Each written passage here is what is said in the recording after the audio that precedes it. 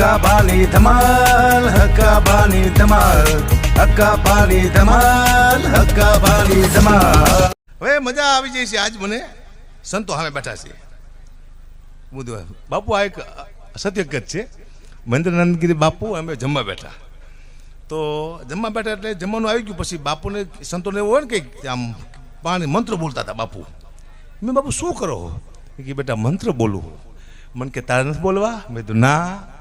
એ કે કાં? મેં તો મારા બાપુએ મને કીધું હતું કે જમવાનું પડ્યું પછી મંત્ર નહીં બોલવાનું, બેટા એને ઉપાડી લેવાનું કીધું.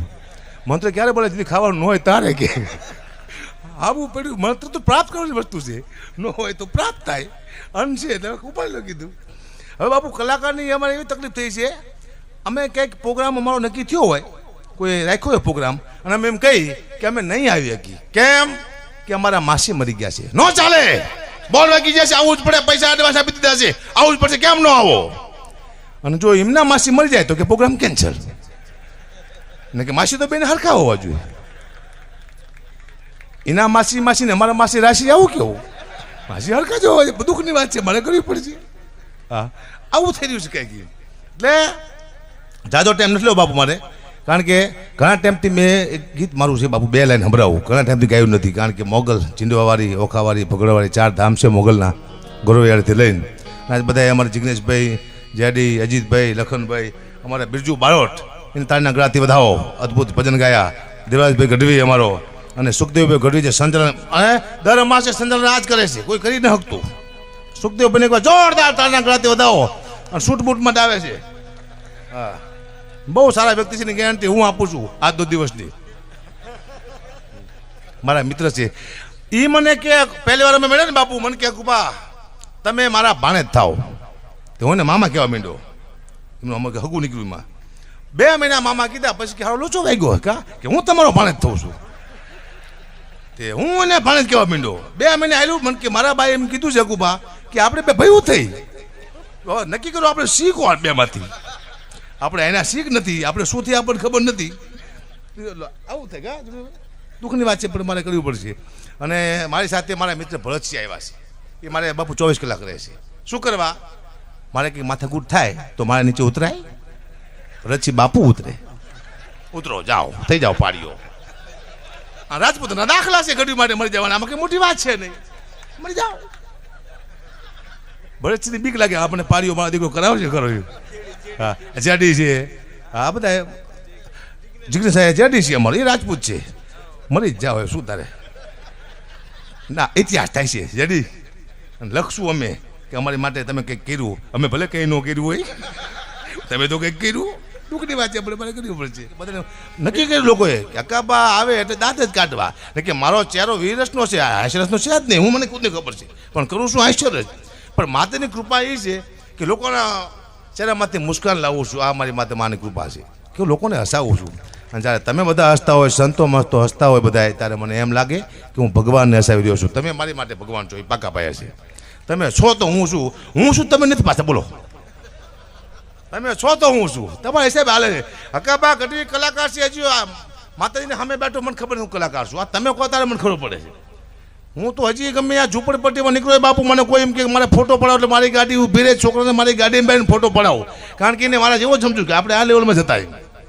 અને સવારથી સાંજ પડે રાતે હું પહેલાં એકવાર રિવર્સ જઉં છું કે હું હતો ક્યાં પહેલાં, સીધો ઘંટીમાં વહી જઉં છું અને પછી પાછો આવતો રહું. એટલે વાંધો ને આમ જમીન માથે રહી મુદ્દો એ છે આપણો. આગળ જમીનથી આગળ જવું નથી. હું અભણ માણસ છું. હમણાં બાપુ મારો કેસ હાલે છે, મેં કેસ કર્યો છે કોર્ટમાં. તો એમાં શું છે, વાદી અને પ્રતિવાદી બે આવે. કેસ કર્યો ને વાદી કહેવાય ને, કેસ સામે હાલ તો એ પ્રતિવાદી કહેવાય. મને આવી કે ખબર જ નહીં. વકીલે મને પૂછ્યું, મને કે હકુબા તમે વાદી હો? મેં તો હું તો ભાઈ ગઢવી છું. કોને કીધું વાદી છું? અરે ભાઈ અરજી કરી છે ને, એ કહો તો ભાઈ મને ખબર પડતી હતી એમાં કોણ વાદી કોણ પ્રતિવાદી. વાદી અમે સીધી ગઢવી છે કીધું. ખબર છે મને યાદ છે બાપુ, 3જા ધોરણમાં ભણતો તો બેન નવા આવ્યા અને કીધું બધાને પરિચય માંગ્યો પ્રાર્થનામાં. તારું નામ શું, તારું નામ શું, તારું નામ શું? મારો વારો આવ્યો. તારું નામ શું બેટા? મેં તો હકો. કશું આવડે છે બેટા? મેં તો હા. શું? મેં તો હનુમાન ચાલીસા. એમ બોલતો હું કડકડાટ હનુમાન ચાલીસા બોલી ગયો. તે બેન બહુ ખુશ થયા. બધા છોકરાને ઠપકો આપ્યો.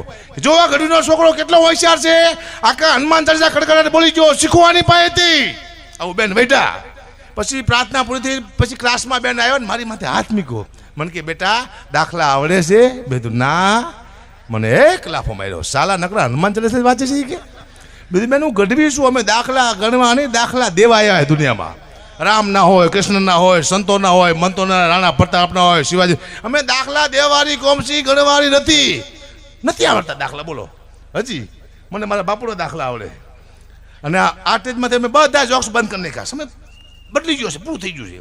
હું અત્યારે 2 જોક્સ બોલું છું, એક મારા બાપુના અને બીજા કલાકારના. મારા બાપુને મને એટલા માટે બીક છે ને કે ઉપરથી કોઈ દે નીચે આવવાનું નથી. એ વાર્તા પૂરી થઈ. અને કલાકાર માથે વિશ્વાસ છે કે આ કલાકાર મને માફી મગાવશે નહીં. જેથી કલાકાર એમ કે માફી માગો તેથી આ સ્ટેજ નથી હેઠે ઉતરી જવાનું છે. પણ કલાકાર હારા જ બધા મગાવશું જીગા નો મગે હારો માણસ શું વાત કરું. કારણ કે બાપુ કલાકાર એવું શીખાય છે.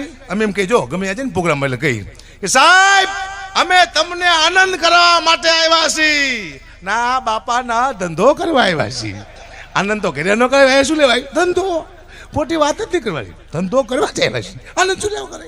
ખોટી વાત છે, ખોટી વાત છે. પૂરું થઈ ગયું. પણ મારે જાજી વાત ન કરવી. સુખદેવભાઈને પાછું સંચાલન આપું છું. જોરદાર તાળના કરતી સુખદેવભાઈને વધારી લો, કારણ કે જિગ્નેશભાઈને આપણે સાંભળવાના છે. હા, પહેલાં યોગેશભાઈને કે આપણે તરવાડો એ ગઈ લે એટલે પછી ત્યાંથી આપણો કાર્યક્રમ શરૂ થાય. ખાલી 5 મિનિટ લાગશે તરવાડાની, અને કદાચ ઘટ્યું છે તો કદાચ 1 મિનિટ વધુ 6 મિનિટ હાલો. એમાં આનંદની વાત એવી છે કે 2 એવા સંત, પેલા તો આવે જ મોટી વાત કહેવાય, એવા ઇન્દ્ર ભારતી બાપુ અને મહેનાનંદ ગિરી બાપુ, એ જોરદાર તાળનાથી વધાવો. ઇન્દ્ર ભારતી બાપુ જુનાગઢથી આવ્યા છે. અહીંયા જવું તો મને ઘણી વાર લાગે, જ્યાં નજીક આવી ગયા છે. અને મારા હૃદય બાજુનું અદભુત સ્થાન છે, મને બહુ પ્રેમ કરે. મહિનામાં 8 વખત બાપુ આવ્યું ચંડીસર. મહામલ્લેશ્વર 1008, એટલે મહેન્દ્રનાથ ગિરી બાપુને એક વાર જોરદાર તાળના વધાવો. વાહ, મારો વિષય હાસ્યનો છે, એ તમે જાણો છો. કોઈ બોલતા નહીં, માતાજીને સમજે, કોઈ બોલતા નહીં.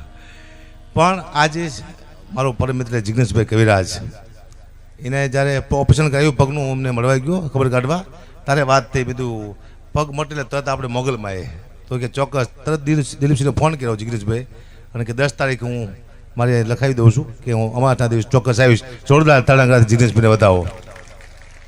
કારણ કે બહુ મોંઘા કલાકાર છે આ બધા. અમારા ભાવ તમે સાંભળ્યા છે? અમારા ભાવ સાંભળીને અમને ખુદને બીક લાગે અત્યારે કે અમારા ભાવ આટલા બધા થઈ ગયા છે. એવા મોંઘા કલાકાર છે અમે. આ તો કોઈ કહેતા નથી, બાકી બહુ મોંઘા છીએ. બરાબર, એટલે આપણે આનંદ કરશું. માતાજી પણ વધાર્યા છે અને વડીલો અગ્રણીઓ બધા બેઠા છે. હું 15-20 મિનિટ લઈશ, વધુ નહીં લઉં, કારણ કે આપણે જિગ્નેશભાઈને સાંભળવાના છે. વચમાં એટલા માટે આ લઈ લીધું કારણ કે 12 વાગે એક નિયમ છે, તરવાડો ગાવ આવો નિયમ રાખ્યો છે. એટલે 20 મિનિટ બોલું, પછી યોગેશભાઈ તરવાડો કહી નાખે, પછી આપણે જિગ્નેશભાઈને સાંભળશું. એટલે હું 5 મિનિટ માની એક નાની પહેલાં સ્તુતિ કરી લઉં.